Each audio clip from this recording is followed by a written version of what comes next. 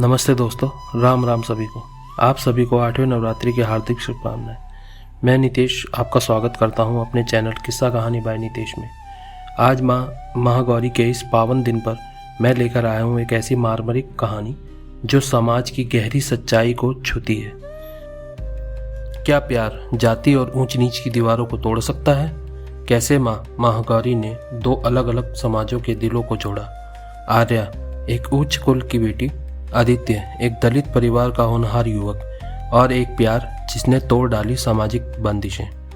तो चलिए शुरू करते हैं। 24 वर्षीय आर्य एक उच्च जातीय ब्राह्मण परिवार की बेटी, 26 वर्षीय आदित्य एक दलित परिवार का बेटा। दोनों कॉलेज में मिले और प्यार कर बैठे। जब उन्होंने अपने परिवारों को अपने रिश्ते के बारे में बताया तो दोनों तरफ से विरोध शुरू हो गया। हम कभी इस शादी को मंजूरी नहीं देंगे, हमारे खानदान में ऐसा कभी नहीं हुआ, आर्य के पिता ने गुस्से में कहा। तुम हमारी मेहनत और संघर्ष को शर्मिंदा करा रहे हो। आदित्य के पिता ने उसे डांटा, वो तुम्हें कभी नहीं अपनाएंगे। दोनों के परिवारों के बीच तनाव इतना बढ़ गया कि आर्य और आदित्य को एक दूसरे से दूर रहने को कहा गया। आज नवरात्रि का 8वां दिन था, माँ महागौरी का दिन। आर्य की दादी, जो हमेशा से उसकी सबसे अच्छी दोस्त रही थी, ने उसे देखा कि वह कितनी उदास थी। बेटा आर्य, तुम आज माँ महागौरी की पूजा में क्यों नहीं आ रही? दादी ने पूछा। आर्य ने सारी बात बताई। दादी मुस्कुराई और बोली, माँ महागौरी शुद्धता और पवित्रता की देवी है। वह हमें सिखाती है कि असली पवित्रता दिल की होती है, जन्म की नहीं। उनका गौर वर्ण हमें बताता है कि शुद्धता बाहरी नहीं आंतरिक होती है। दादी ने एक योजना बनाई। उन्होंने दोनों परिवारों को एक साथ बैठाकर माँ महागौरी की कहानी सुनाने के लिए आमंत्रित किया। शुरू में दोनों परिवारों ने मना कर दिया, लेकिन दादी के आग्रह पर वे तैयार हो गए। सभी के सामने बैठकर दादी ने कहानी शुरू की। माँ महागौरी ने भगवान शिव को पाने के लिए कठोर तपस्या की थी।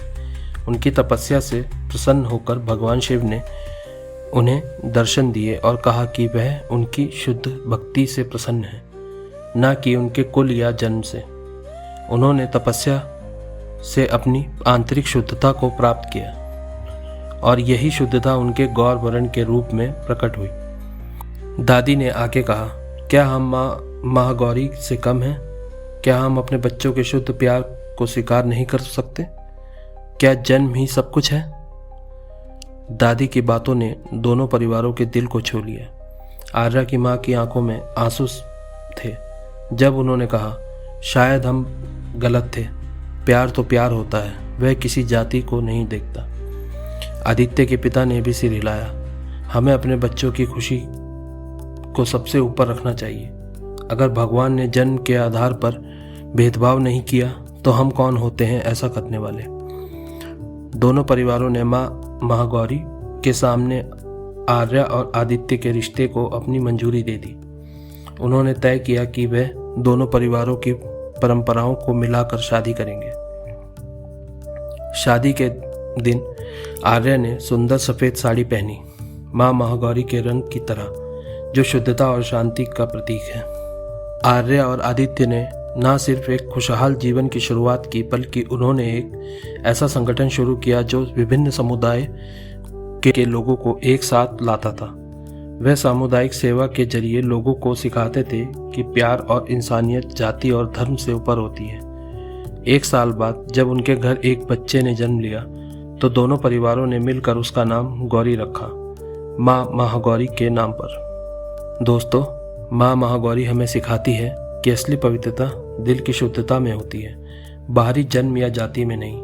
प्यार किसी सामाजिक बंधन में बंद कर नहीं रहता, वह हमें सहनशीलता, स्वीकार्यता और सामाजिक एकता का संदेश देती है। उनका गौर वर्ण हमें यह याद दिलाता है कि शुद्धता आंतरिक गुण है, बाहरी चमक नहीं। तो मेरा आपसे सवाल है, क्या आपने कभी किसी ऐसे रिश्ते को देखा है जिसने सामाजिक बाधाओं को तोड़ दिया? अपने विचार हमारे साथ साझा करें। धन्यवाद।